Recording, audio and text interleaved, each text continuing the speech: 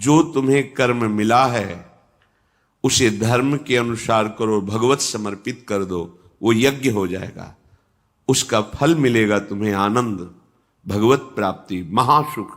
कर्म वही है, पर जब अहंकार से प्रेरित होकर अपने लिए करते हो सुसुख वांछा, तो उसमें अधर्म वृत्ति बढ़ जाती है। अधर्म वृत्ति निश्चित आपको भोगना पड़ेगा। यदि भगवान की शरण में हो जाओ, अबलो नशानी अबना नशई हो, वो कृपा करे तो सब क्षमा हो जाए। वो कह रहे हैं कि हम तो हम स्वरूपापेभ्यो मोक्षयिष्यामि मा शुचा।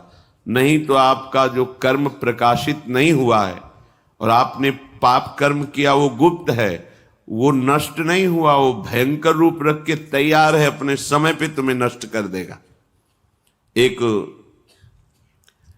45-50 वर्ष की अवस्था के थे, अब उनको ज्ञान हुआ कि हमारे द्वारा बहुत अधर्म हुए हैं, अब सब छोड़ो, अब सत् कार्यों में लगो।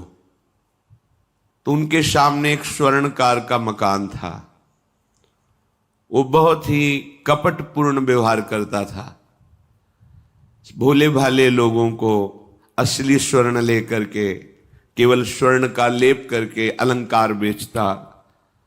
अगर कोई जानता तो कुछ राज कर्मचारियों को अपने ले के अधीन किए हुए था और उसको कुछ नहीं होता। तो जो राज कर्मचारी उसके रहस्य को जानते थे वो रात में ड्यूटी देते थे। उन लोगों ने सोचा कि इतना धन इसने इकट्ठा किया है, अगर हम इसको मार देते हैं और इसका स्वर्ण ले लेते हैं तो कोई रिपोर्ट करने वाला भी नहीं होगा और हम बहुत धनी हो जाएंगे। अधर्माचरण करने वाला कभी सुखी नहीं हो सकता। स्वर्णकार अधर्म आचरण कर रहा था तो उसके अधर्म आचरण में सम्मिलित होने वाले राज कर्मचारियों ने उसे मार दिया, उसका स्वर्ण ले लिया, धन ले लिया और उसे एक बॉक्स में बंद करके वो निकल ही रहे थे कि वो जो धर्म पे चलना ठाना था उन्होंने देख लिया। बाहर निकले, उनका ये क्या है, अब वो तो फंस गए क्योंकि बॉक्स में उसकी लाश थी और सब बैग झोला में स्वर्णाभूषण धन था। उन्होंने तुरंत उसको कहा, आवाज मत दीजिएगा, देखो हम तुम्हें हिस्सा दे देंगे, ये जो धन हमारे पास है इसको हम 3 हिस्से में बांट लेंगे और इसको हम नष्ट कर देते हैं, कोई जानेगा नहीं, हम राज कर्मचारी हैं, किसी तरह का फसाव नहीं होगा। उन्होंने कहा, ये मैं अधर्म का कार्य नहीं कर सकता, मैं तो अब हल्ला मचाऊंगा, सबको बुलाऊंगा और बताऊंगा कि तुमने इसकी हत्या की है और इसका धन अपहरण कर रहे थे। अब राज कर्मचारी, उन्होंने सोचा हमारी ड्यूटी भी जाएगी, धन भी जाएगा, सजा भी मिलेगी। दोनों ने इशारे में ही बात कर ली और हल्ला मचा के दौड़ पाए, पकड़ो इसे, पकड़ो, जाने न पाए। उसे पकड़ लिया, लोग इकट्ठा हुए, क्या हुआ, देखो ये धन अपहरण करके जा रहा था, इसकी हत्या कर दी। तो हम लोग गश्त लगा रहे थे तो हमें शंका हुई, आए तो देखा ये पकड़ा गया, जो धर्म से चल रहा था उसको पकड़ लिया।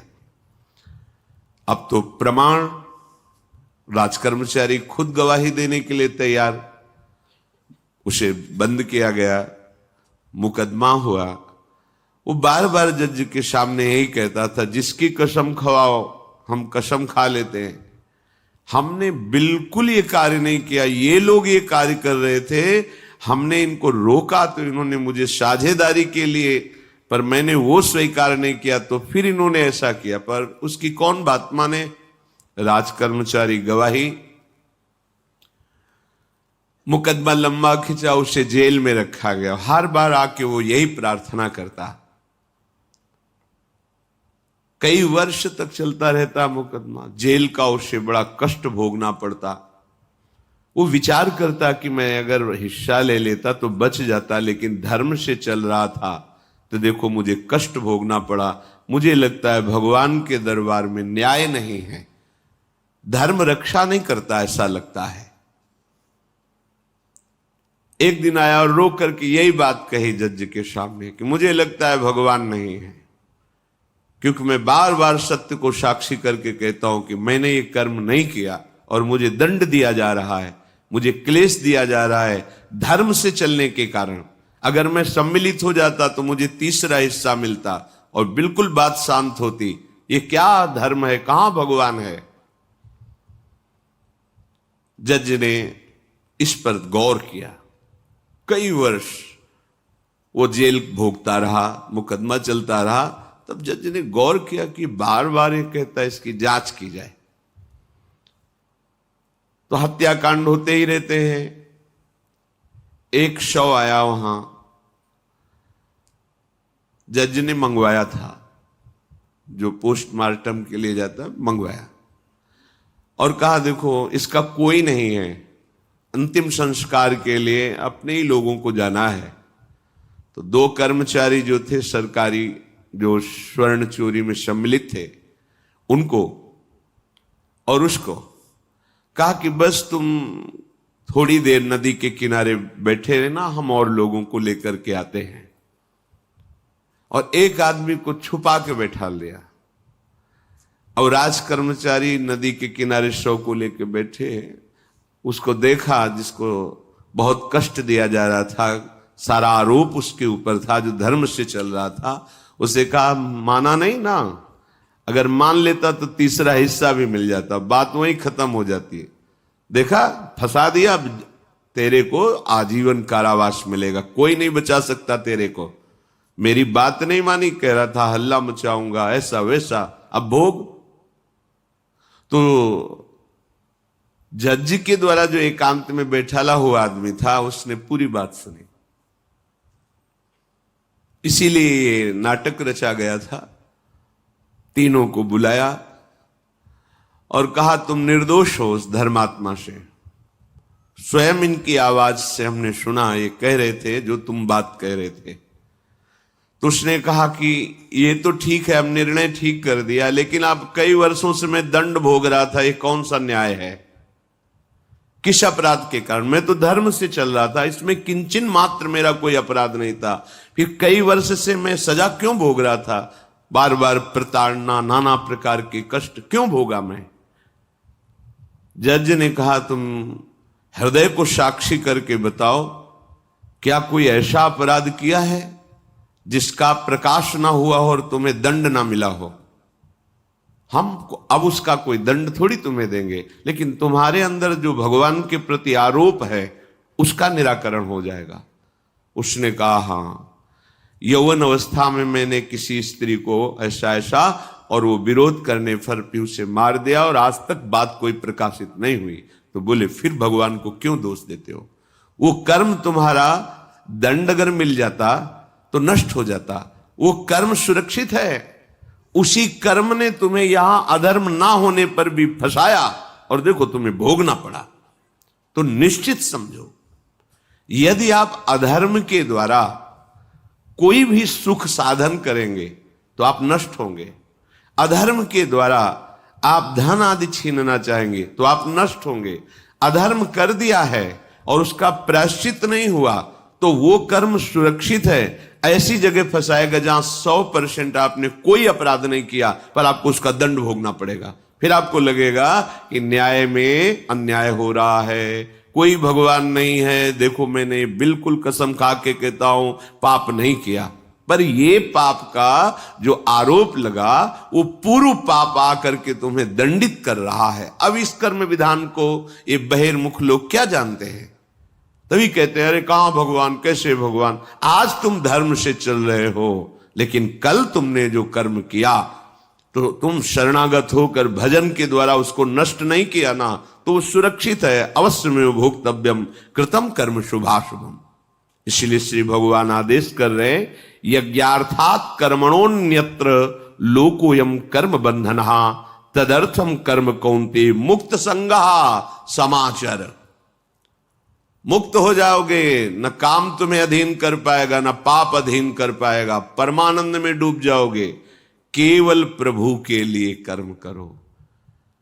ये अगरबत्ती, धूप बत्ती, आरती, पूजा प्रभु को अपना नहीं माना तो ये थोड़ा शुभ कर्म बन गया, बस ये तुम्हारा प्रायश्चित नहीं होगा। जो तुमने अधर्माचरण के अगरबत्ती धूपबत्ती से खत्म होने वाले नहीं हैं, उनके लिए तुम्हें नाम जप करना पड़ेगा, नाम कीर्तन करना पड़ेगा। नाम कीर्तनम यस्य सर्व पाप प्रणाशनम, समस्त पापों का नाश करने में समर्थ है। राधा राधा राधा, कृष्ण कृष्ण कृष्ण, गोविंद गोविंद गोविंद। भगवन नाम, अगर भगवन नाम का आप निरंतर जप करने लगे तो आप स्वयं तर जाएंगे और लोगों को तार देंगे। मम भक्तियुक्तो भुवनम पुनात सतरति सतरति सा लोकान तारयति। जो भी कर्म कर रहे हो वो भगवान के लिए भावना करो, उस कर्म को भगवान को समर्पित करो, तो तुमसे पापाचरण नहीं होगा।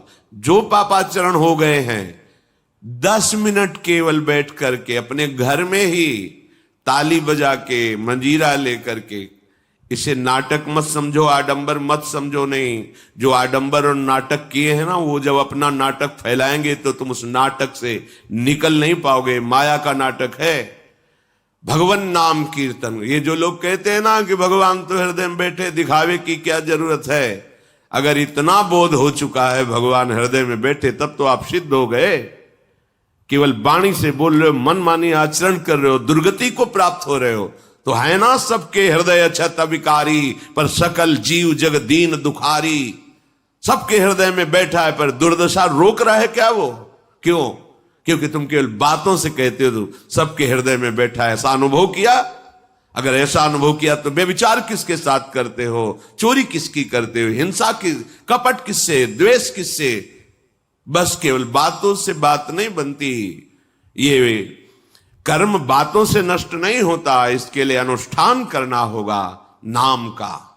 चाहे जैसी परिस्थिति हो, चाहे जो हो, जैसे भी हो, तुम्हारा मंगल होगा। अहोबत स्वपचतो गरीयान यद जिभ्यागे वर्तते नाम तुभ्यम। वो नीच आचरण करने वाला, अभक्ष पदार्थ खाने वाला भी यदि भगवान नाम उच्चारण करता है तो परम पावन हो जाता। अहो, आश्चर्य की बात, बड़े बड़े प्रायश्चित जिसे पावन नहीं कर सकते, भगवान नाम उसे पावन कर देता है। जैसी हरिवंश विचार के मनुज देह गुरु शरण गई, सकई तो सब पर पंच तजी कृष्ण कृष्ण गोविंद कही। कृष्ण कृष्ण गोविंद क्या जाता है? हम तो ये नहीं कह रहे कि तुम नहा के जपो, तुम ऐसा जैसे हो, जहां हो, गोविंद गोविंद, राधा राधा राधा वल्लभ श्री हरिवंश, तुम पावन हो जाओगे प्यारे। तुम्हारी दुर्गति, तुम्हारी विपत्ति, तुम्हारी उन्नति में जो बाधक कर्म है उनको नष्ट करो। किसी से भीख मांगने की जरूरत नहीं, कृपा की। अगर नाम जप नहीं तो कहीं भी भाग के चले जाओ, देख लो तुम्हें क्या मिलता है। नाम जप करो, तुम स्वयं देने वाले बन जाओगे। मांगना मिट जाएगा जन्म जन्म का। विश्वास करो, जैसे भी हो। नहीं छोड़ पा रहे गंदी बातें, शुरू करो। नाम को तो अंदर लाओ, वो तुम्हें इतनी सामर्थ्य देगा, सब छूट जाएगा, सब छूट जाएगा। विश्वास करो। आज तक जितने बड़े बड़े ऊंचाई के पद पर पहुंचे हुए महात्मा हैं, सबके मूल में नाम पाया गया। निरंतर नाम जप, निरंतर अभ्यास करने से होता है। विश्वास करो, इसके बराबर न तीर्थ याटन है, न कोई अन्य साधन है। नाम कलयुग केवल नाम आधारा, सुमिर सुमिर नर उतर ही पारा। जिसने नाम का आश्रय ले लिया महासुखी हो गया। पर जब तक तुम्हारे पाप कर्म भस्म नहीं होते, तब तक तुम्हें आनंद नहीं मिलेगा।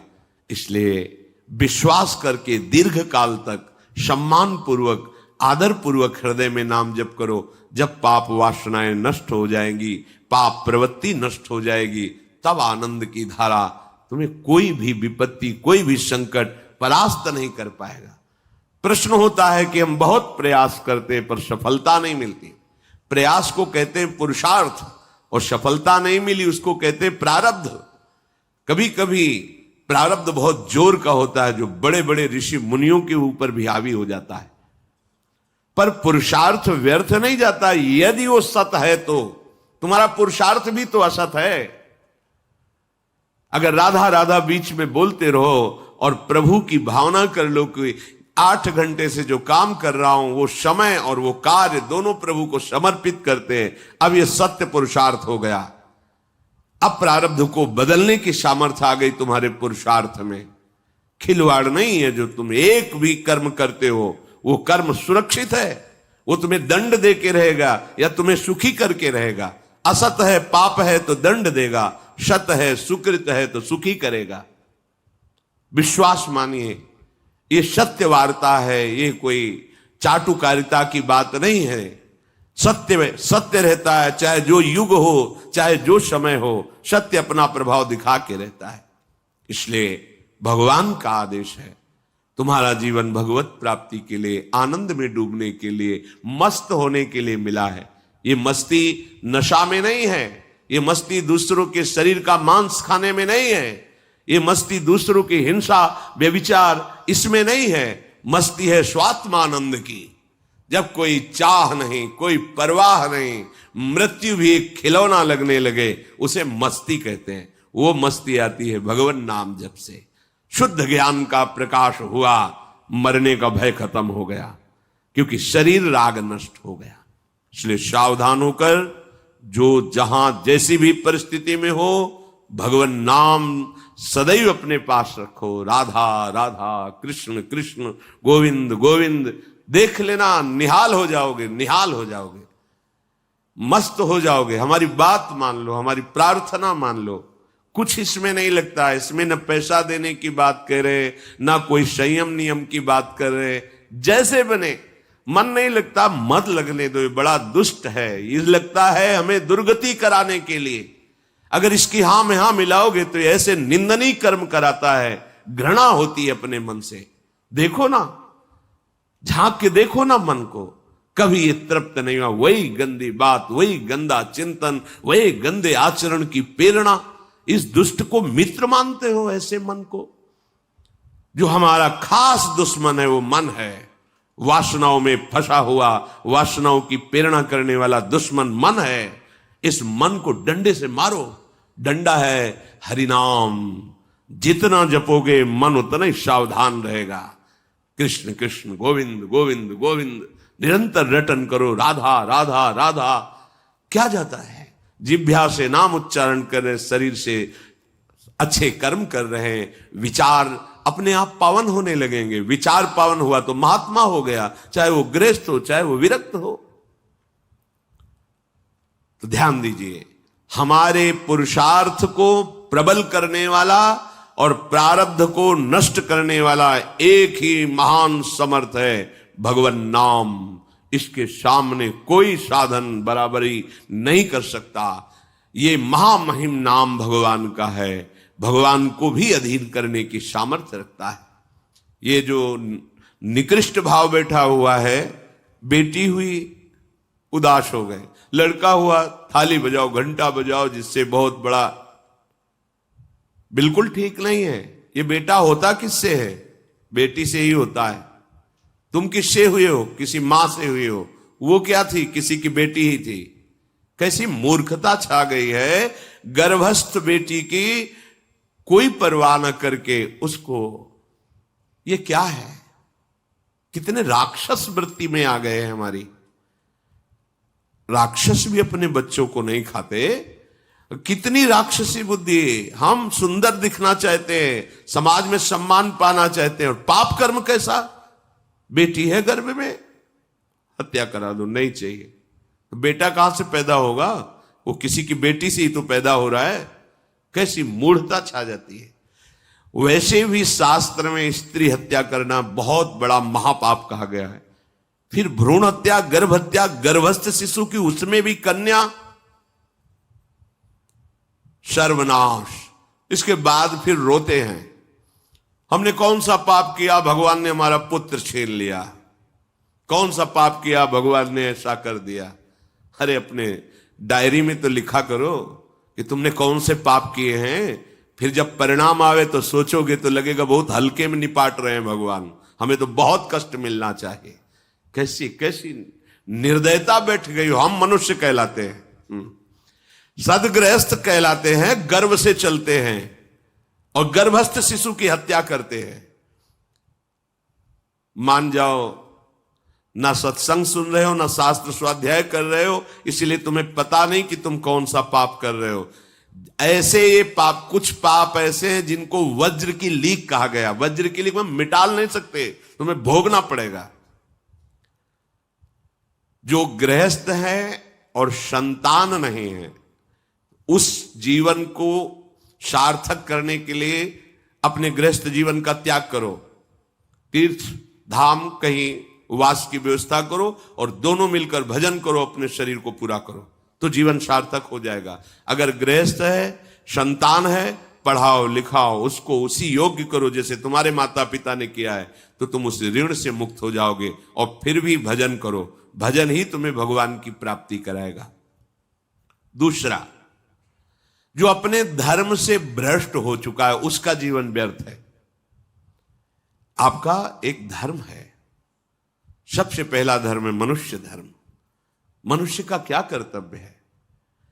अपने प्राणों का भी बलिदान देकर दूसरे की रक्षा करना, और यहां अपने मन को सुख पहुंचाने के लिए दूसरे की हत्या कर देना। कैसा राक्षसी भाववृत्तियों में आ गया। देखो, अगर कोई माता बहन एकांत मिल जाए तो बस राक्षस जैसे टूट पड़ते हैं, ऐसे स्वभाव, मार दो, जला दो, काट दो। बड़ी दुर्गति होगी, देख लेना, यहां भी होगी। छुपा के भी कर लो, तब कर्म प्रकाशित होगा। जब तुम अपराध नहीं करोगे, अपराध नहीं करोगे, तब वो अपराध तुम्हें फंसाएगा और जीवन भर रुलाएगा। मरने के बाद नर्क मिलेगा। नर्क माने बड़ी जेल है, वो बड़ी जेल, ये छोटी जेल है।